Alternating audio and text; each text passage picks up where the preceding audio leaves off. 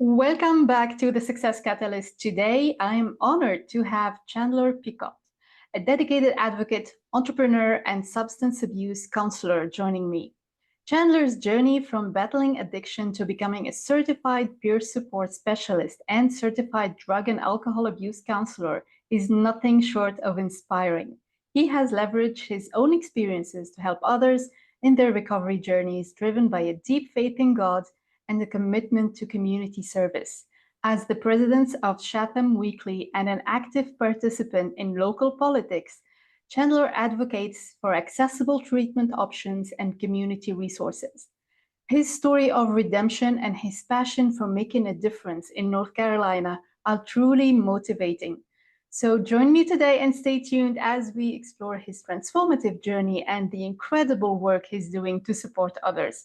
Welcome to the show, Chandler.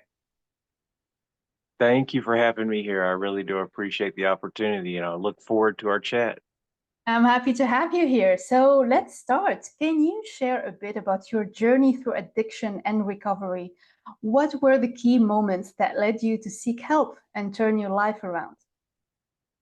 Yeah, so primarily what ended up getting me was uh, just life.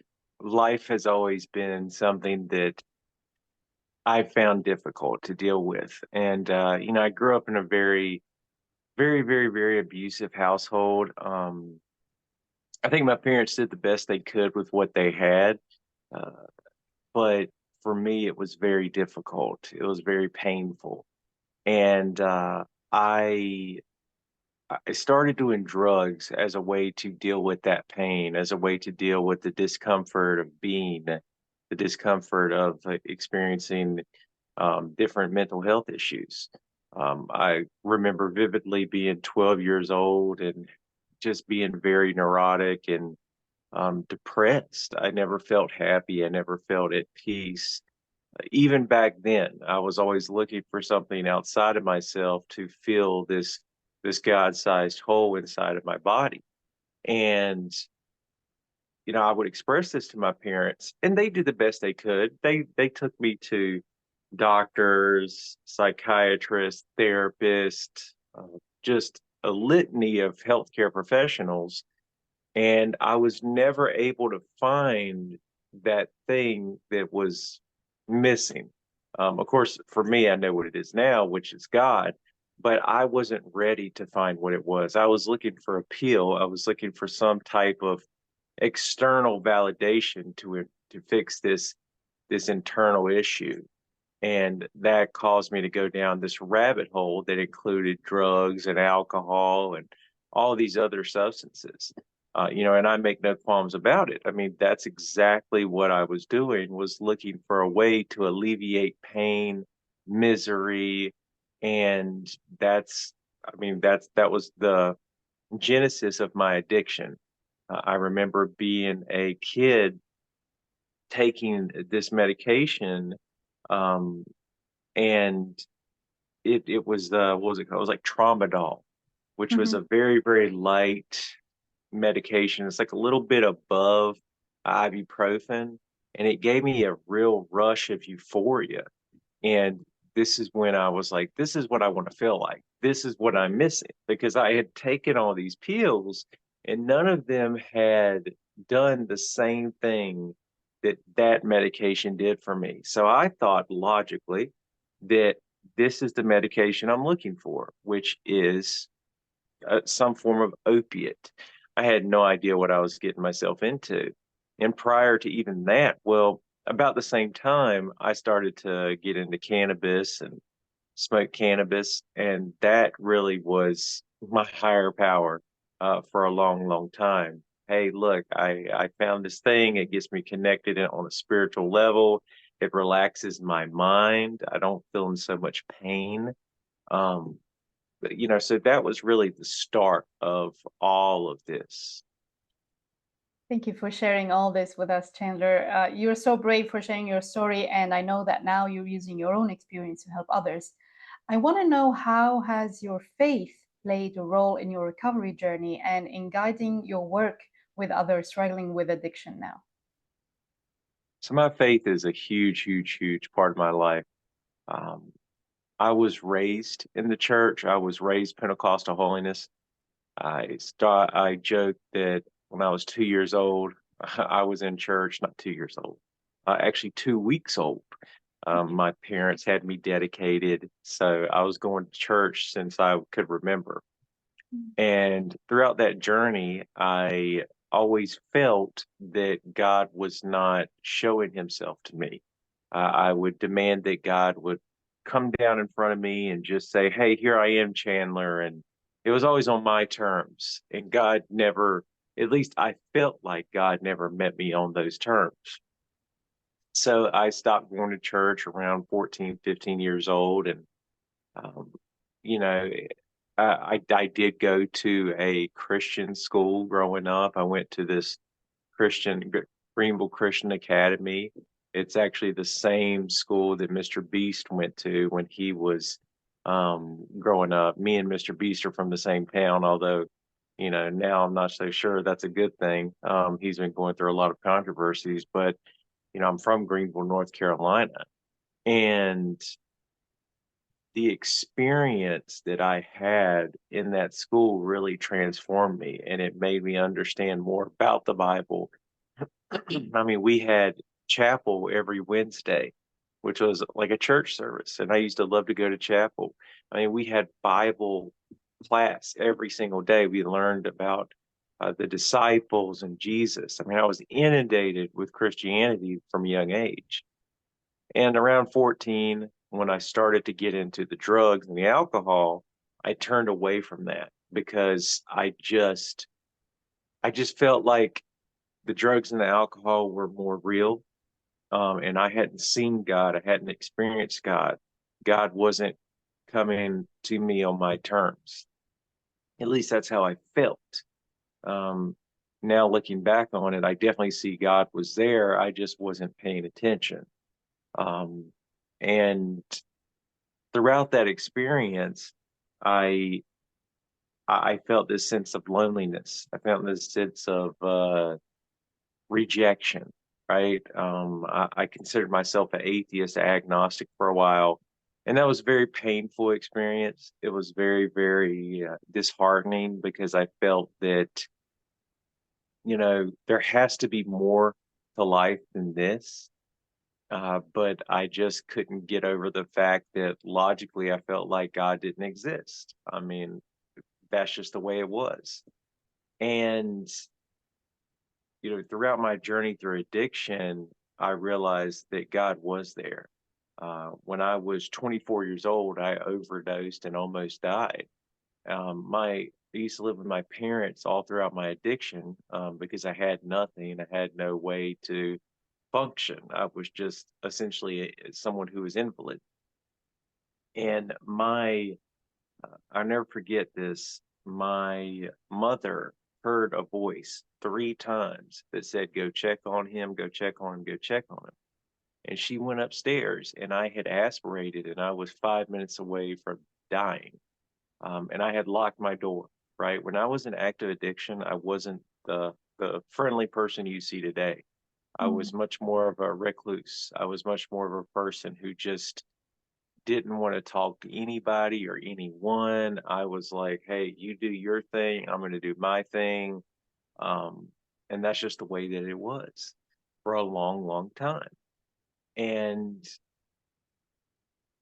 my she opened that door and she saw me. I was blue around the mouth. I was foaming. Um, and that day, my dad also happened to be home. And my dad is never, ever, ever home. He was always a workaholic, always was at work, trying to provide for his family. And what ended up happening is he came in there and he's like, "Oh shit, he's dying," because my dad is a nursing home administrator and he trained to become a nurse. Mhm. So he took all the courses to become a nurse. He just couldn't get the last couple. And that was because of he was working full time trying to support his children. And, you know, they were able to get the paramedics there within, I think, 5 or 10 minutes, and they saved my life. they brought a cardiologist, and the cardiologist told my father, "Hey, look, you had around 5 minutes before he went into cardiac arrest." Oh, wow. And they didn't know if I had brain damage. They really didn't. I mean, they did all these tests on me and everything. I was in the ICU, the intensive care unit. Mhm. Uh, my, uh, I'll never forget. So this is how it was the craziest experience. So they revive you basically right there. What they Yeah. did is I'll never forget. I woke up and some guy was shining a light in my eye, and Mhm. he was saying, "It's okay, buddy. Like something like you're gonna be all right." And I was there. Who I was there. And I remember specifically thinking, God, I hope this is not real. Please tell me I didn't, because I knew I must have made a mistake. Because I always thought, oh, I know how to do this amount, and because I had taken a prescription cocktail essentially, trying to Wow. get out of myself because I was miserable. Mm. And I just overshot the mark, and I was dying. And they did all these tests, and I woke up finally, and I looked to my left, and there was the sign of the hospital. And I was like, where am I?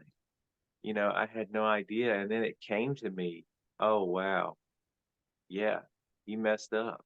That's what I thought. I remember I messed up and I was stuck here, and I wasn't able to get the drugs that I needed either, right? That's another thing people don't understand is the amount of narcotics that I was on at that time. Really, the doctors were just giving me what I was prescribed. So I was going through detox that entire week. I was not having a good time. And I had Mm. to spend 3 days in the ICU and 3 days um, in like the actual regular hospital. And I just was in a horrible, horrible state. I Mm. was in pain. I was in misery. I I was suffering. I was detoxing, and it was just enough to kind of get me to. They were just giving me just enough. Um, and it's even during that time, all I wanted was more. All I wanted was more drugs, more alcohol, whatever it was, anything to anesthetize myself. And sure enough, even that wasn't enough, right? You would think almost overdosing and dying would be enough to get someone sober. Mhm. It wasn't enough. I spent another 4 years out and about using drugs, using narcotics. And it wasn't until I got to the age of 28 that my sister actually stepped in. I actually asked her, I said, "Hey, I want to go somewhere. I want to go to rehab." I told my parents, I think I told my sister, and my sister was always the one who really like stood up and was like, "Okay, let's do this." And she found me a treatment center in Asheville, North Carolina. Um, and I went there. I went to detox first, and then I went to Asheville, North Carolina, and I got sober at a place called Crestview. Mhm. Amazing, amazing facility. It was just a fascinating experience. It was great. It was also one of the hardest things I've ever had to do. Without a doubt, it probably was the hardest thing I ever did. I was still detoxing. I was shaking. I was in a horrible state mentally. I had never been away from my parents, and I was 28 years old. So it was all around bad, all around not a good time. But I had amazing technicians there, people who really truly cared about me. Um, Candace, there's so many other that just sat with me while I would cry because I was in such a horrible state. Um, it was a truly harrowing experience. I really appreciate you sharing this story, and I can sense the hope and the courage it took, because it took you a few years and this horrible moment of your life that you thought you messed up, you nearly died. That should have been a wake up call, but yet again with narcotics, it's not that obvious. You would think that this is enough to say enough is enough and to take action immediately, but I think narcotics are much more difficult to get to get around and to get out of. This is like a vicious circle, and it basically affects your body, your mental health, your ability to judge and to make decisions right. And I guess being surrounded by the right people, and like your sister who was able to step up and help you and tell you, let's do this. Yeah, you should, you definitely should. And you taking action and also staying consistent. And now you're using your experience and all these challenges that you went through as a tool to help others. So I want to know more about this. Now you're a certified peer support specialist and a certified drug and alcohol abuse counselor. How has this impacted your life so far?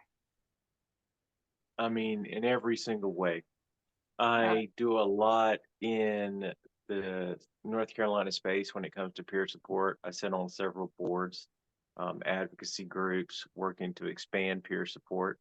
One of them is called Recovery Alliance, the Recovery Alliance Initiative. And what we do is we work together mhm, to really advance recovery-based ideals, harm reduction ideals all throughout the state of North Carolina. We partner with a lot of different agencies, and I'm on the peer support subcommittee. Our goal is to really expand peer support in North Carolina and really advocate for peer support specialists to be seen mhm, as clinicians on the same level as clinicians. Right now, unfortunately, peer support is seen as a stepchild. mhm, And I hate to use that, but that's just the way we're seen as. We're seen as more of a afterthought by a lot of different organizations.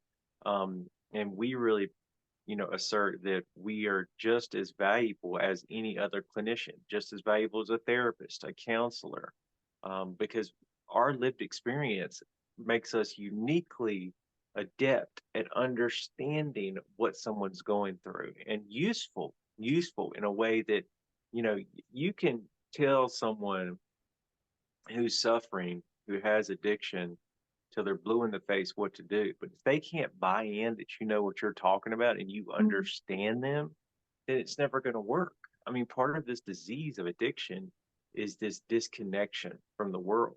So you really have to connect with them. You have to connect with where they're at on a person to person level. So peer support is a huge thing for me.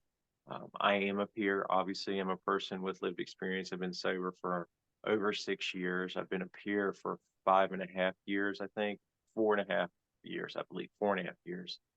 And throughout that time, it's just been amazing. I actually was trained by Kevin Mahoney. He's the mhm, founder of Sunrise for Recovery and Wellness, which is an amazing organization out of Asheville, North Carolina.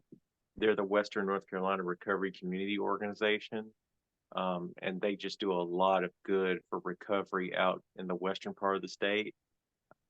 So it's a huge blessing to be a part of the peer support recovery um, initiative at this level. I just never thought that I would be here, because I was almost dying 6 years ago. So being a counselor has been a fantastic experience as well.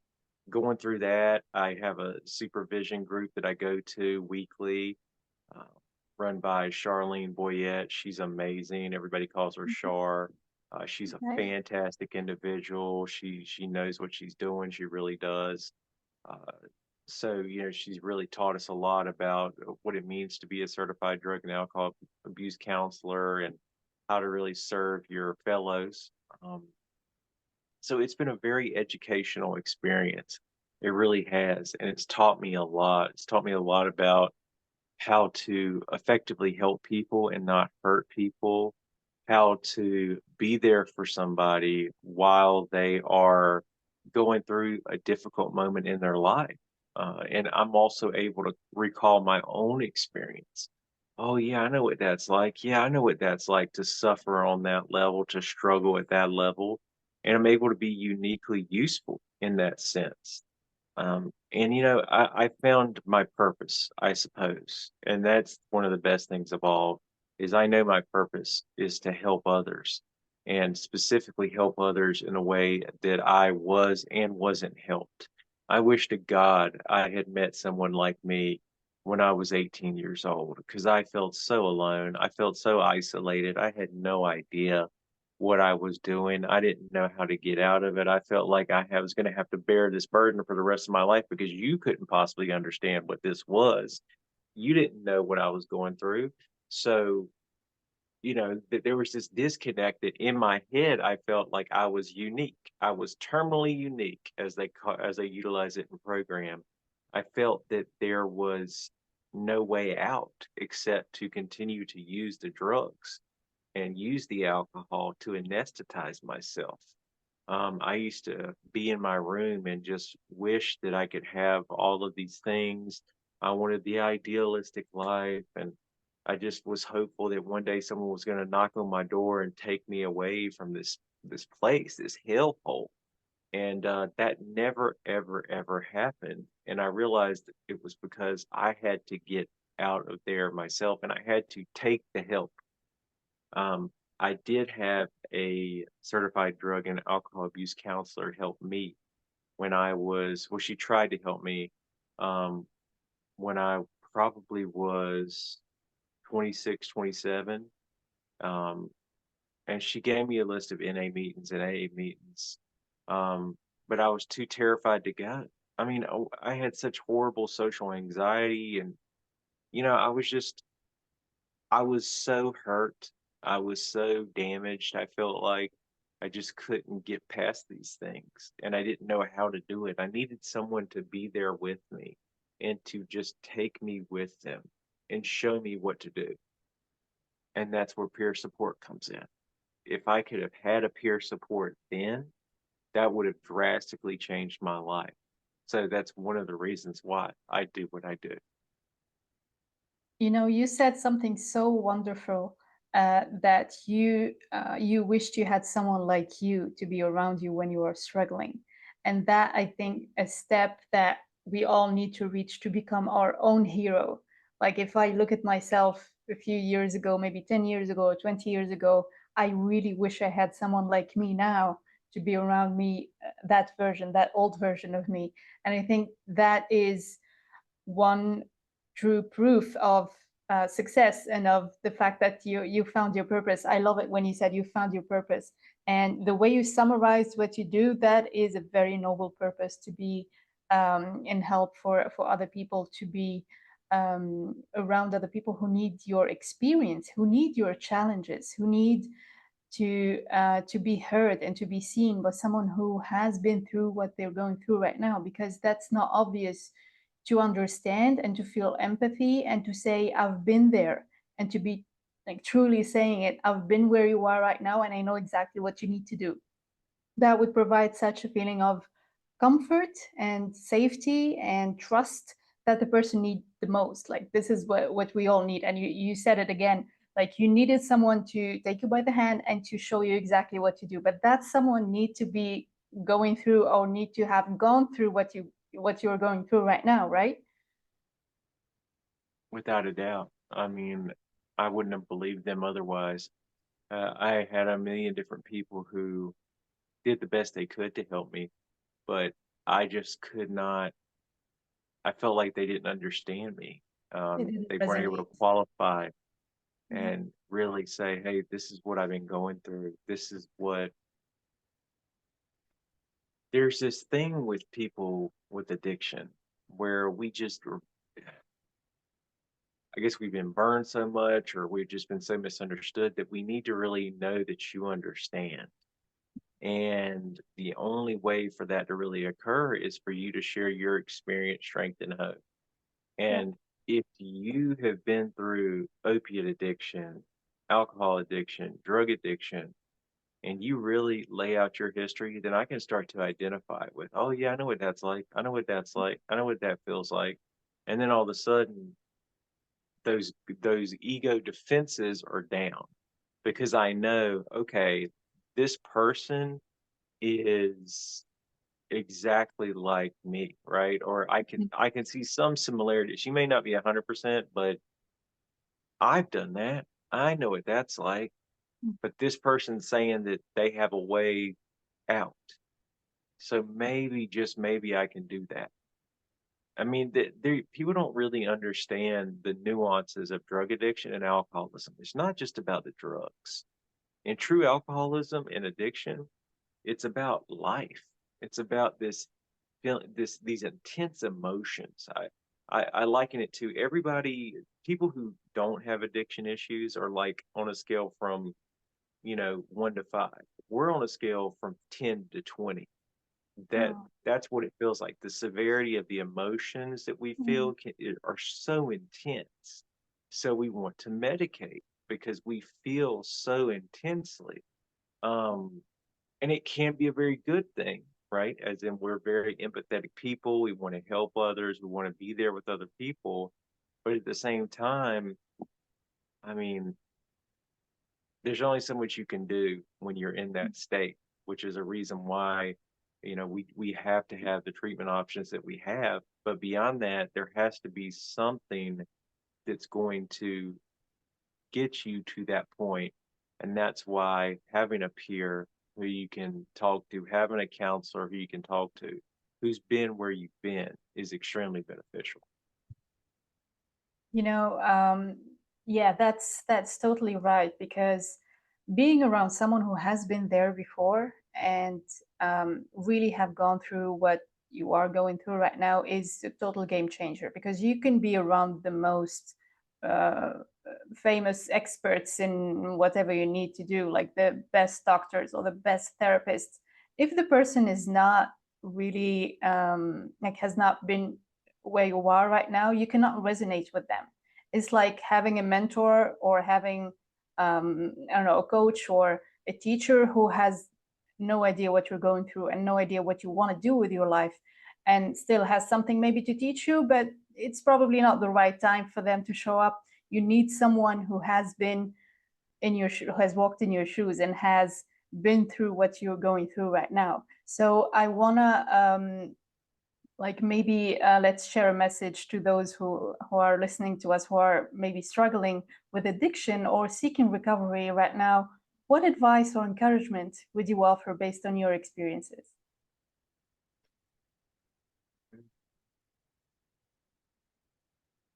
There's so much. I would advise them to honestly go. I mean, oh, there's so much. Contact a local recovery community organization. So type in recovery community organization near me in Google, and you'll see a list of organizations. Reach out to them, because a lot of times they employ peer support specialists, and they'll also have groups. They'll have NA, AA meetings. They'll have 12-step meetings. They'll have alternative meetings. They'll have just all these different options, right? Because I'm a huge believer in recovery in every single way. But you can call them, reach out to them, and they'll connect you with resources. The United Way, I think it's 211. They'll also connect you to resources. The SAMHSA helpline. So SAMHSA, you can Google SAMHSA helpline. They have the national helpline, and what they'll do is they'll connect you to all of your local treatment centers, all of your local opportunities. There's a ton in the way of a resource directory. Now in North Carolina, the Alcohol Drug Council has an amazing website. You can type them into Google. I'm trying to think who else. Promise Resource Network out of the Charlotte area has a really good network. I think who else is good? There are so many organizations, but for some Yes. reason, people who are struggling kind of have a narrow vision, like nobody understands, nobody has gone through that. I don't believe there's anyone around me that can help. They feel so secluded and so alone in their own bubble that they don't even imagine there are people around them, like probably in the same locality, that provide support and that have been through what they're going through. That is important. I think the main thing to start thinking of is that you are not alone and there is help and it's closer than you think. And people around you, maybe you don't know because you don't know everybody's story. That totally makes sense. But many people have gone through what you're going through and are able to help.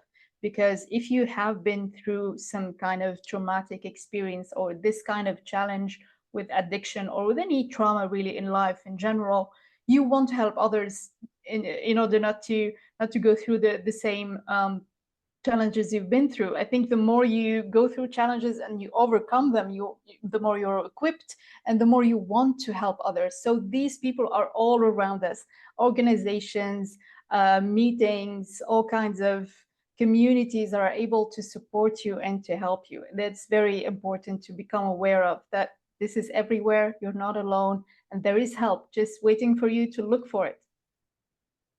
Yes, there really is. Also, you can go to my website and reach out to Mhm. me personally, and I will also connect you with resources no matter where you're at. So you can go to Chandler Picot, just my name, .com. So Chandler, P as in Paul, ICOT as in time, .com, and I'll connect you to resources. That's one of the things that I'm working on a statewide level. But I have connections all throughout the United States, and I do know people in other countries as well. So no matter where you're at, we can definitely find you help. That's wonderful. I'll make sure to add your website in the description of the episode so people who are listening to us, they will find you quickly and connect with you. Now, this podcast is all about success, and so far you have shared so many aspects of success. I think the most important aspect of success in your story is leaving everyone with the impression of increase, and this is what I've been feeling through this conversation, that you want to leave everyone with the impression of increase. You want to help others. You want to provide service. You want to really be there for people, provide any kind of service, really, like listening to them, provide them with information, help them with their recovery, all kinds of services, I think. And this is the true meaning of success and also of entrepreneurship. So, success in entrepreneurship in life, I mean, entrepreneurship is just another aspect of living life to the fullest, because when you're an entrepreneur, you're creating, you're providing service, and you're evolving as a person, because as an entrepreneur or as any other endeavor in life, there is growth, there is challenge, and there is experience to gain. And with all this amazing combination, you have the tools to help others. So I want you to tell me more, Chandler, about your business. And I know you're in e-commerce, and you're also involved with Chatham Weekly. So how do you balance your entrepreneurial endeavors and your advocacy and support work? So that's another thing I'm really passionate about is mental health and entrepreneurship. I had a podcast for a few years called The Daily Check-In. I actually had to put that on hiatus because I got so busy with the political work and my work in all these different sectors. But it's all about mental health and entrepreneurship. And what does that mean? How do you take care of your mental health as an entrepreneur, as a business owner? I mean, you know very well how difficult this field can be. I mean, running your own business means you're everything. You're the CEO, you're the quality assurance, you're the HR, you're your own accountant. You have to do all these different roles so you become very knowledgeable in what to do and how to deal with things like this. And I always advocate for people, hey, look, you will burn out fast, very, very, very fast if you do not prioritize your own mental health.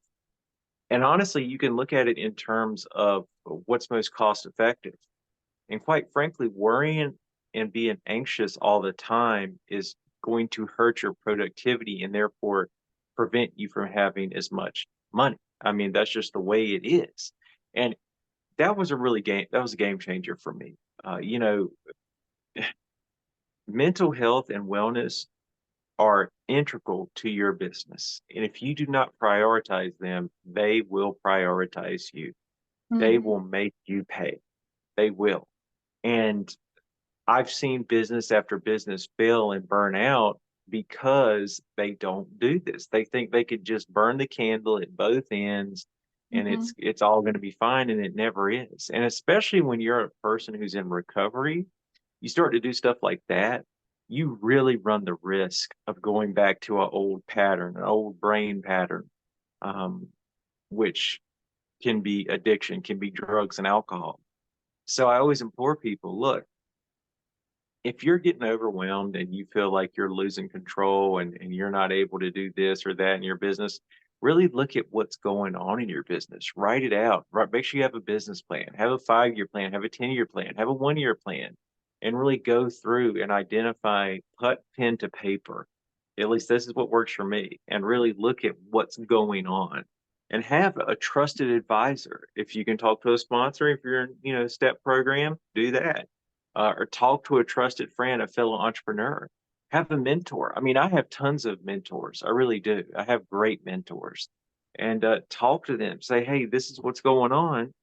And then do something to make it better. Because we can know all day long what to do. You can tell me, hey, Chandler, you need to do this, you need to do that. And you can show me exactly how to do something. But if I don't do that, it's not going to work. It's just not going to work. We have to be people of action. If we're in action, then that's how we change things. That's how we change our mindsets. Oh, I'm in a horrible state. If I just sit there and lay in the bed all day and say, oh, woe is me. Why did I do this? Why I feel like I wasted this time. I shouldn't have done that. I shouldn't have done this. That's not productive compared to getting up and working on one thing at a time. That's another thing that I think a lot of us miss is trying to multitask, do all these different things. It's better to plan out your day the night before, figure what you need to do, write it on your little sheet of paper or your planner, put it in your phone, and stick to that. That's what I would do. Stick to that. It's pretty simple. And then if something comes up, and you really need to do it, weigh that out. But if that's too much, then stick to your plan and put what came up on the next day. There's all these different things you can do, and then just leave it to the universe, leave it to God, whatever you believe in, leave it to God. I mean, I couldn't do any of this without God. I really couldn't. I mean, my life is just as unmanageable today as it's ever been. There's a million different things that I need to do or that I have to do.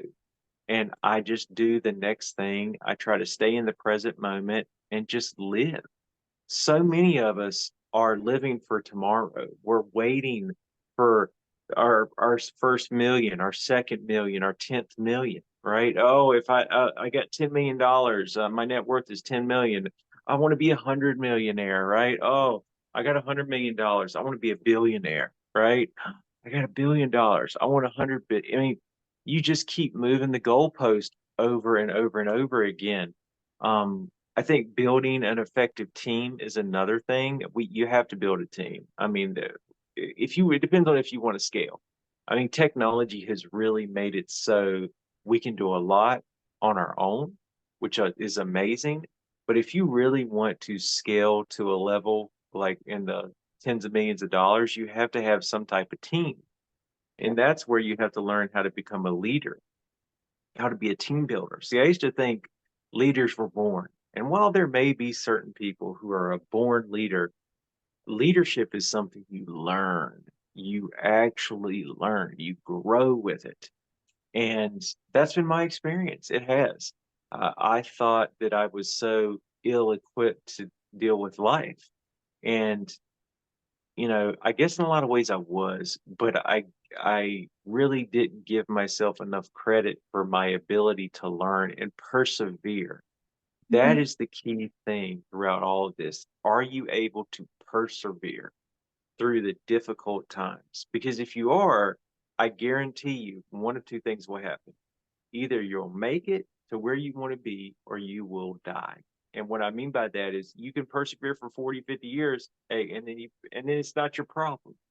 That's something I learned from Casey Neistat. Casey Neistat mentioned that how either I'm going to get what I want or I'm going to die, in which case it doesn't matter. And that was very comforting for him.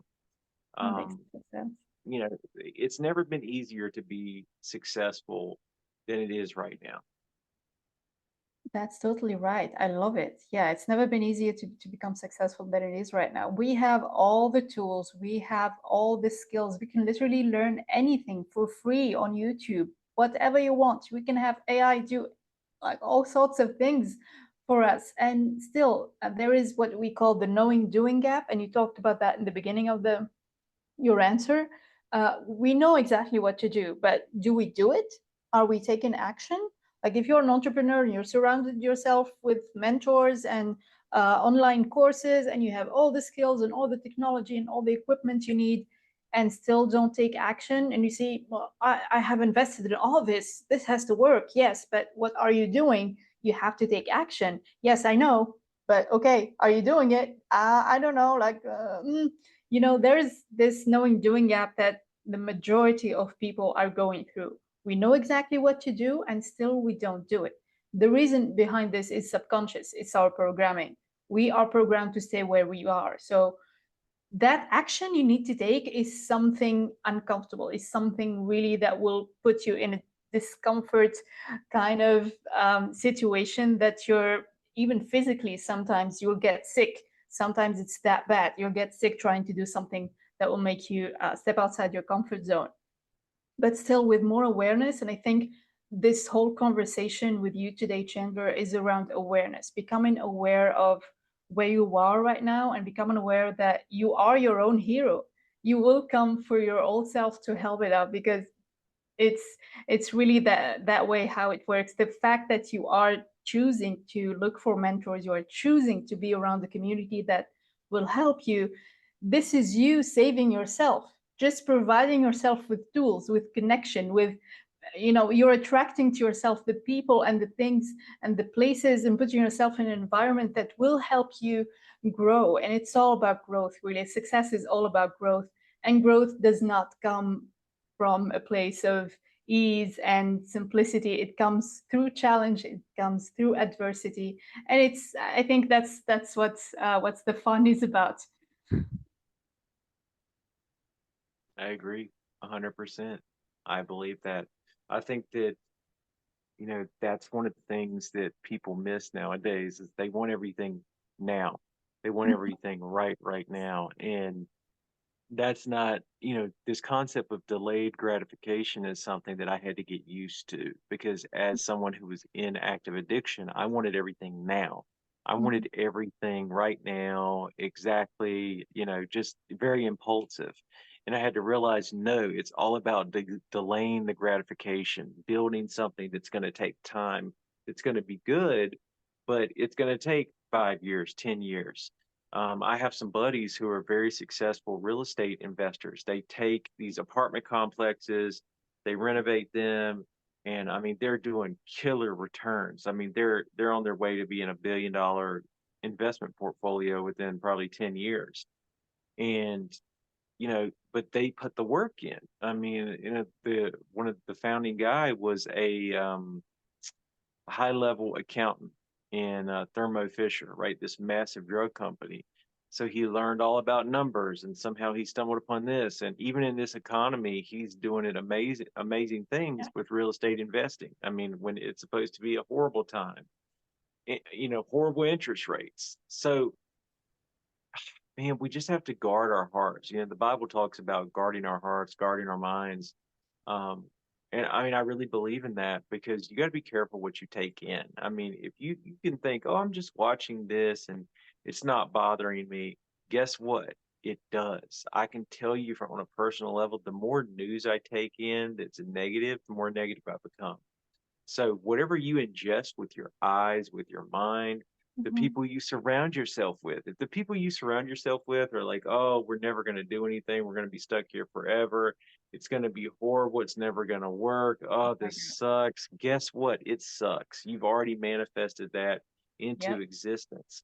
I tell people if you were friends with Jeff Bezos and Elon Musk and all these big billionaires, do you think you would be like making under 30 grand a year?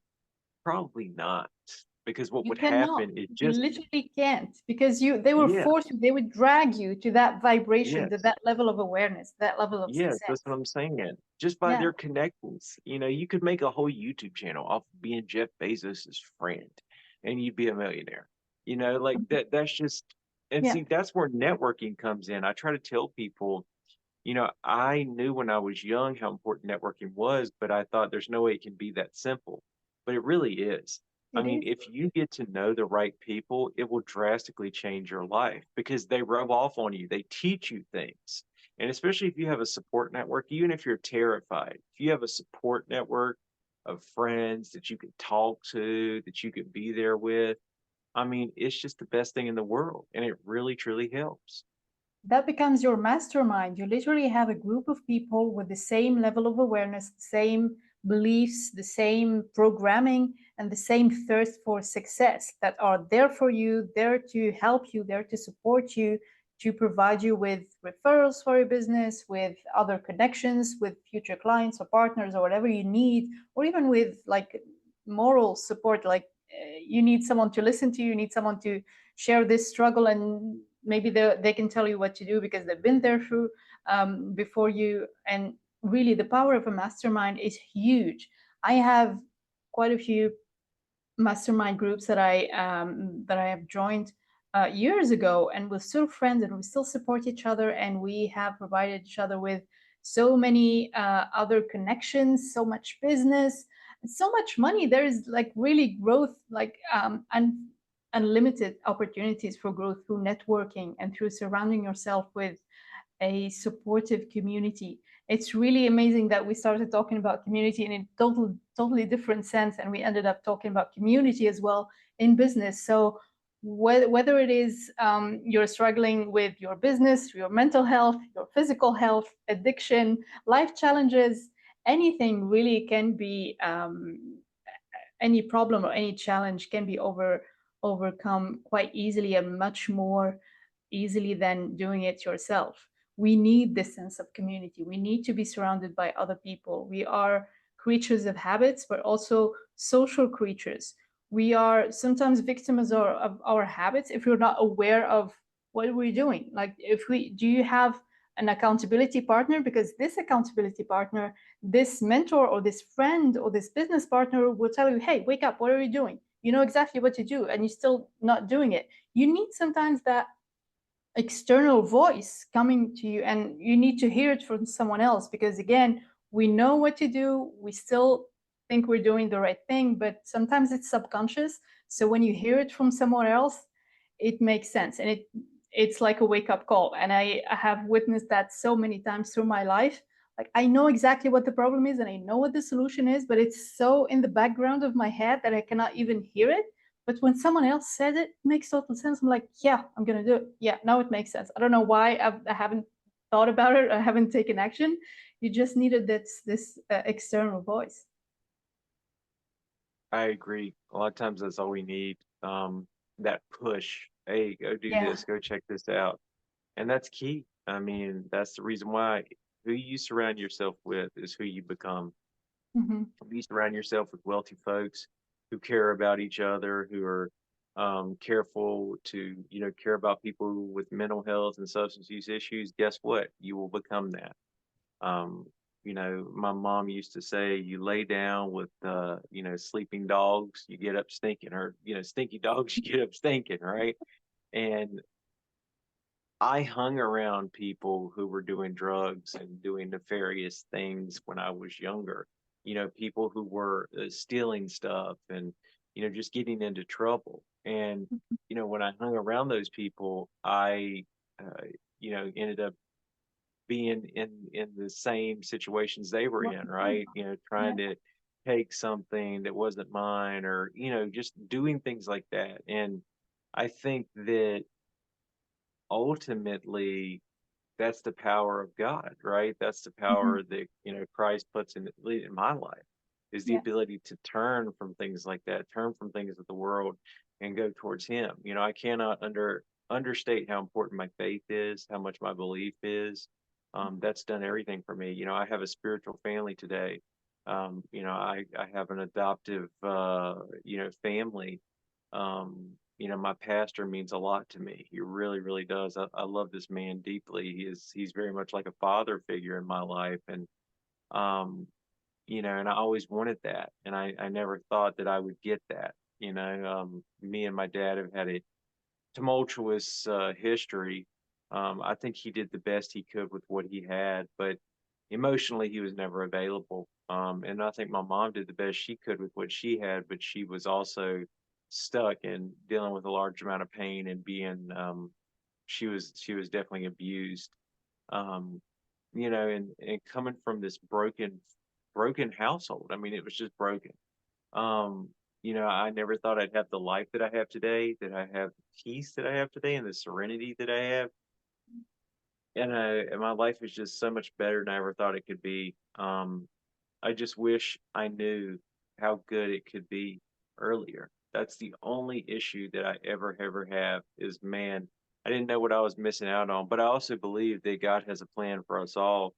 And, part of his plan for me, I think, was to go through what I've gone through, because now I'm able to be uniquely helpful to Yes. people who were in that situation. So it's amazing. And we are grateful for all the challenges that we've been through because they shaped the person we are today. They shaped our character, our kindness, our courage. We couldn't have learned about courage if life was that easy and if there was no adversity whatsoever. It's like playing a video game and all the levels are super easy and there are no monsters and no fights to do. And I mean, it will be very dull and we wouldn't really learn about anything. And at the end, it wouldn't be that fun. So I'm grateful for all the challenges I have lived through. And I'm grateful for you today, Chandler, for everything you've shared with us today. So many golden nuggets in this episode. So, again, I'll make sure that our listeners can interact with you and connect with you via your website. I'll add your contacts in the description of the episode. And thanks again for being an amazing guest today, Chandler. This was me, Nina Roberts, in the Success Catalyst. Thank you all for listening, and we'll see you again in the next episode.